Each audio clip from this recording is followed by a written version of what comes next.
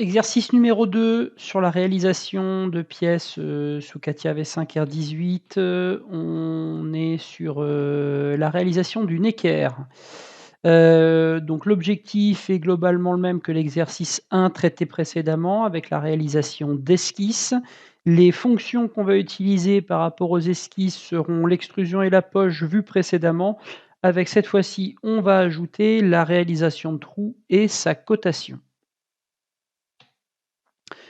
Alors globalement, 3 étapes, principales. Il y a une succession d'extrusions perpendiculaires l'une à l'autre dans l'étape 1. Ensuite, la réalisation des surfaces cylindriques de raccord, sur le plan supérieur et le plan perpendiculaire. Et enfin, la réalisation d'une poche créant une rainure, sur la partie inférieure de la pièce. Donc on est dans le module part, on va basculer dans CATIA et dans le module part. Si CATIA n'est pas lancé, vous le lancez et on se retrouve dans CATIA, le module part, on va créer une nouvelle pièce, menu démarrer, conception mécanique, part design. Alors, on peut déjà renommer la pièce en cliquant droit sur part, propriété, produit et on nous a indiqué le nom de la pièce qui s'appelle l'équerre. Je valide et j'ai directement son nom qui est créé. Je peux également fichier enregistrer, sauvegarder, on avait défini le dossier dans lequel on retrouvait nos éléments et on va mettre ici, on va se créer un 02-équerre à l'intérieur de ce dossier. Pour l'instant, j'ai simplement créé le nom de la pièce et géré la sauvegarde. J'ai encore créé, aucune dimension ou aucune forme sur ma pièce. On va rebasculer sur, ce qui nous est proposé. Alors, dans l'étape 1, on nous propose de créer une esquisse 1. Alors déjà, on va identifier le plan XY et de créer l'esquisse 1. L'esquisse 1, qu'est-ce qu'il y a à l'intérieur de l'esquisse 1? Donc si je regarde en termes de forme, c'est un rectangle. Caractéristique, je vois les symboles ici qui m'indiquent que mon trait est horizontal, le H, et à côté le symbole de symétrie. Donc que ces deux traits-là sont symétriques par rapport à l'axe qui est horizontal. Mon esquisse part depuis l'origine de mon repère au niveau de l'axe vertical et à son extrémité, j'ai 2 arrondis qui sont réalisés avec des rayons de 10 millimètres.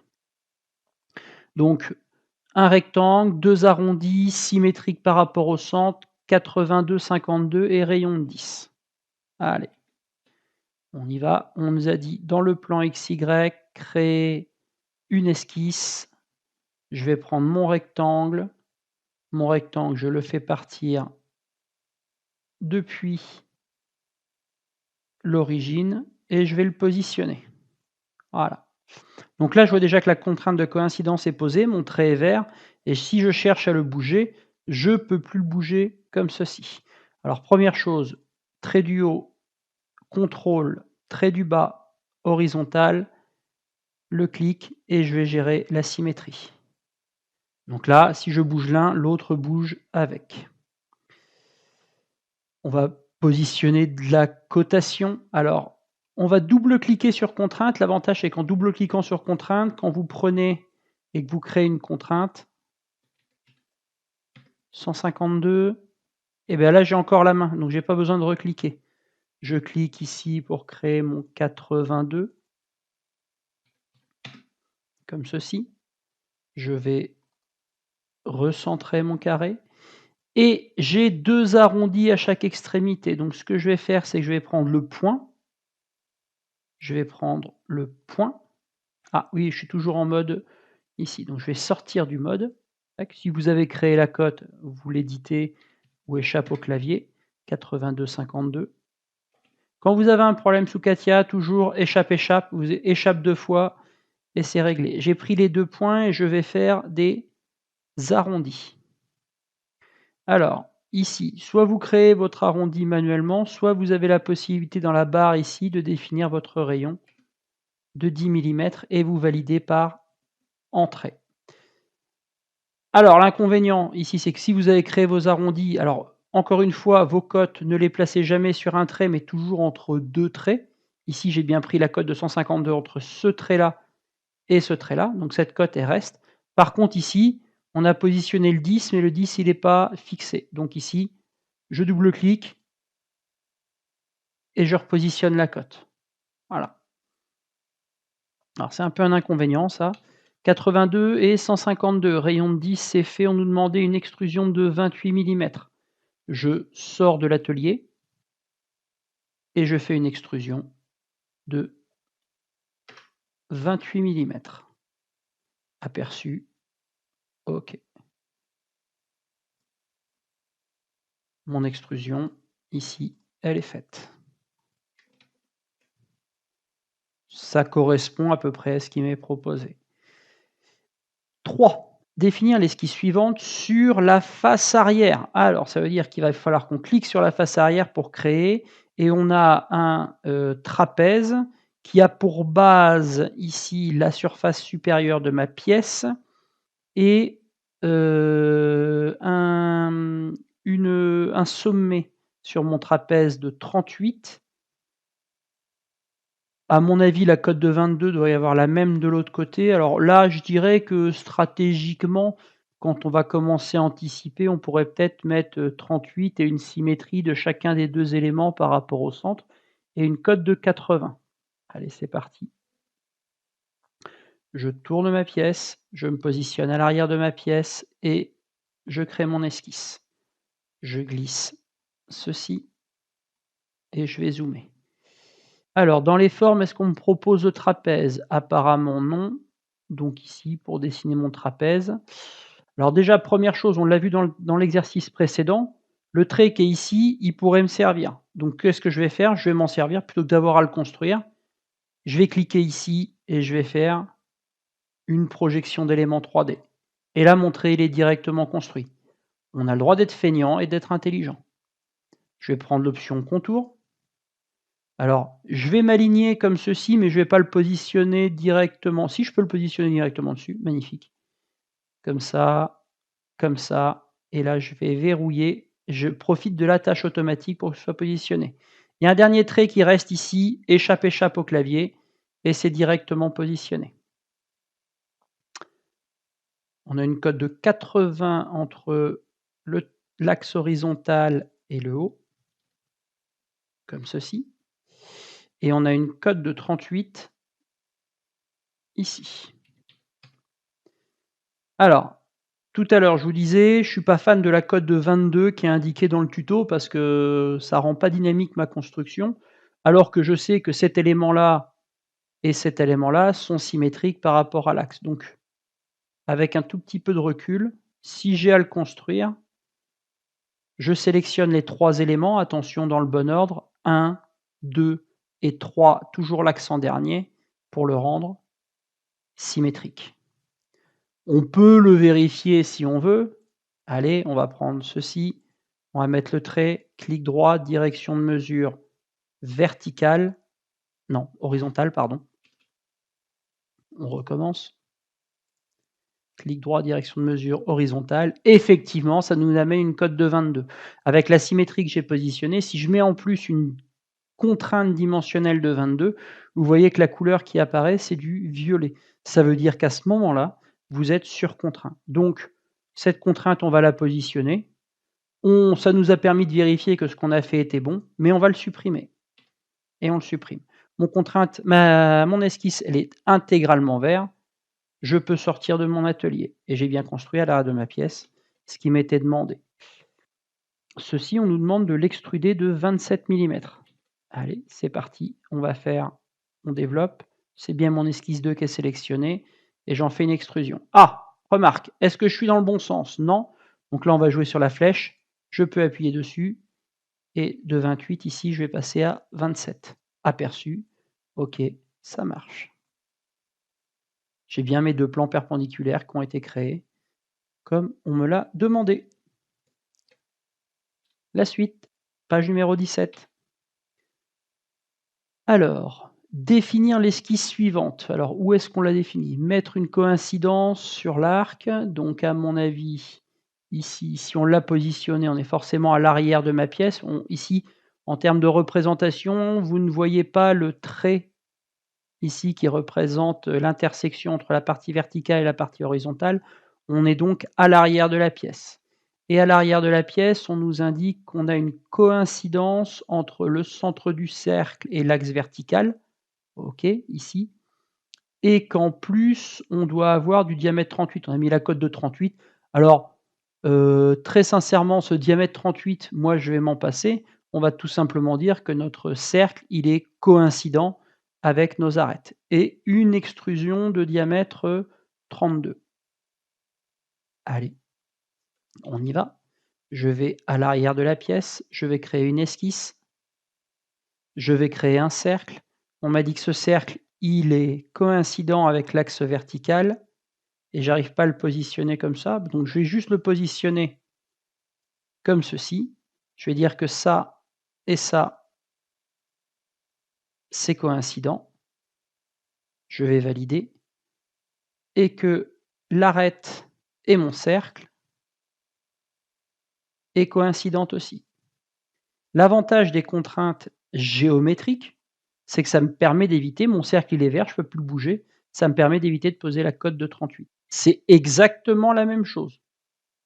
Je sors de mon esquisse, je fais mon extrusion, je ne suis pas dans le bon sens, je retourne et on me indiquait du 32 en longueur. Donc on va indiquer 32. Voilà, sur ma pièce, sur mon équerre, j'ai réalisé la première partie. Dans la deuxième partie, on me demandait de réaliser un trou.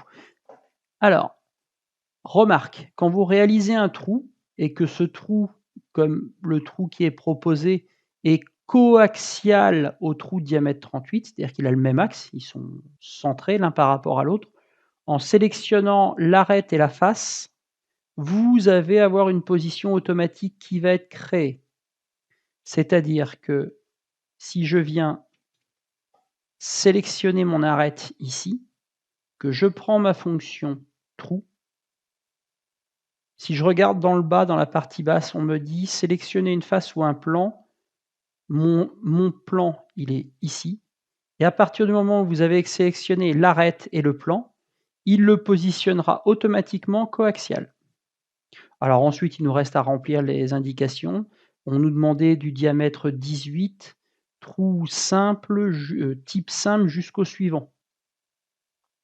Bon, là, on peut même, moi, je passerai même jusqu'au dernier. Hein, donc, comme mon trou, il est débouchant, ici, je le mettrai bien jusqu'au dernier. Comme ça, mon trou, il va bien déboucher sur ma pièce et que le diamètre proposé, c'est du diamètre 18. Remarque, mon trou, il a automatiquement, si vous sélectionnez jusqu'au dernier, il a automatiquement une profondeur de 32 et qui va bien jusqu'à l'extrémité. Pour l'instant, on ne va pas jouer sur le type de trou et sur le taraudage, on fait un trou simple et je valide par OK. Voilà, mon trou il est bien débouchant et il a bien été réalisé sur ma pièce. Étape suivante. Étape 4. Alors, on va nous demander de créer l'esquisse suivante. Diamètre 38, extrudé diamètre de 5 mm. Donc là, encore une fois, on va rester sur le diamètre 38, positionné à 100 mm par rapport à l'axe vertical. Et derrière, on va repositionner. Alors là, l'objectif, c'est un peu redondant, mais l'objectif, c'est de réaliser la même chose que ce qu'on vient de faire. C'est-à-dire, je viens cliquer ici, je tourne ma pièce, je clique sur le plan supérieur, je crée et je positionne mon esquisse. Une fois que j'ai positionné mon esquisse, on me demande de créer un cercle. Alors, j'essaye de le positionner de manière à ce qu'il soit automatiquement attaché. Je vois que j'ai bien une contrainte de coïncidence qui est positionnée par rapport à l'axe vertical, à l'axe horizontal. Je positionne mon diamètre 38. 38, oui, c'est ça. Et une cotation, j'ai également une cotation entre l'axe vertical ici et le centre de mon trou. 100 mm. Je sors de mon esquisse, je fais une extrusion, je vais vers le haut, 5 mm et je valide. Je retrouve bien le bossage maintenant présent sur ma pièce. De la même façon que j'ai réalisé le trou de diamètre 18 sur le plan qui était perpendiculaire tout à l'heure. Pour réaliser un trou qui est coïncident, je clique sur l'arête extérieure, je prends la fonction trou, je sélectionne le plan et automatiquement il est positionné coïncident. On n'a pas changé le diamètre et c'est le même, on est toujours de 18 mm jusqu'au dernier, on ne change rien et il y a simplement à valider et le trou est réalisé. Je regarde bien en tournant ma pièce, mon trou il est bien débouchant, comme ceci. On a terminé l'étape 4. Étape 5 qui va constituer notre dernière étape ici, la réalisation de la rainure sous ma pièce. J'ai une rainure de 50 mm qui est centrée par rapport à ma pièce avec une profondeur de 7 mm. Alors, est-ce qu'on nous indique le plan? Pas forcément. Donc libre choix pour le positionner, soit vous vous positionnez devant ou derrière, comme vous voulez. Moi, je vais me positionner devant la pièce, je vais créer mon esquisse et je sais que j'ai une rainure qui fait alors en plus en me positionnant devant, je peux m'aligner sur, l'axe horizontal. Je me positionne. Première chose que je fais comme ma rainure est centrée, c'est que je vais créer ma symétrie directement. Symétrie. Je vais positionner ensuite ma cotation de largeur de ma rainure, 50 mm. Je vais bouger ma cote parce que sinon elle peut me gêner pour positionner la cote de 7 mm ici. Mon esquisse, elle est intégralement verte, elle est conforme. Je sors de mon esquisse, je fais une poche jusqu'au dernier et je valide. Ma poche, elle est bien traversée, elle a bien traversé ma pièce.